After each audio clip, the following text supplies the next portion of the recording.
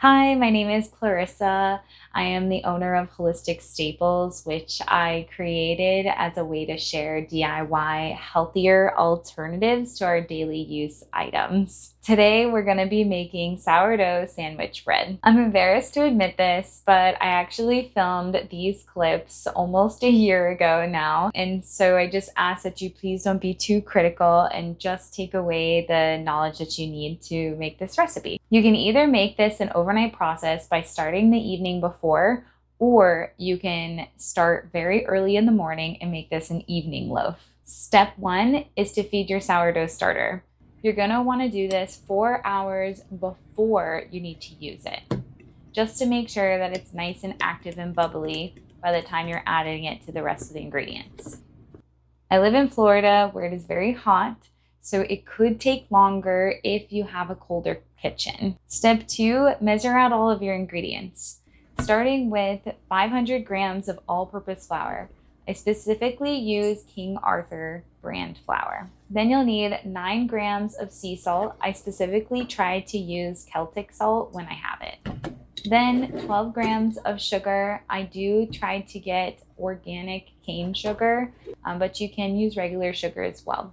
And 60 grams of butter. I specifically use ghee butter. You can mix all those ingredients together with a whisk, or you can use your dough hook on your mixer. While that is mixing, measure out 50 grams of sourdough starter, nice and bubbly by now, and 270 grams of filtered water. Add the starter and the water to your mixing bowl and knead with your dough hook for about 5 to 10 minutes.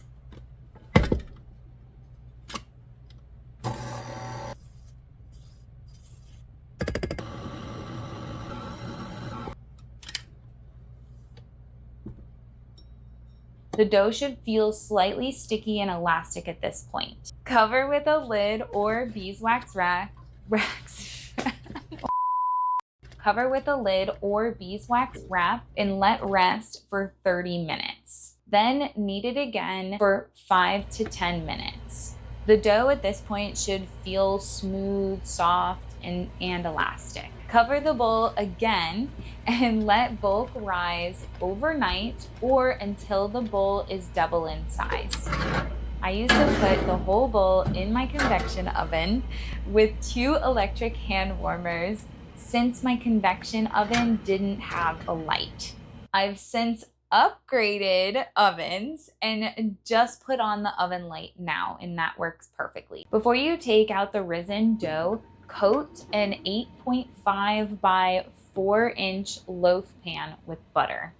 Again, I'm using that ghee butter. Make sure to clean your shaping surface before laying out your flour and fermented dough.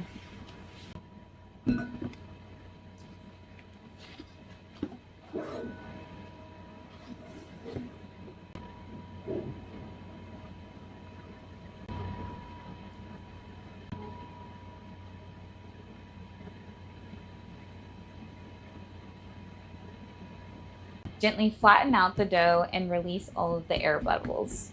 Roll the dough into a log, tucking in the ends underneath. Then let rest uncovered for 5 to 10 minutes.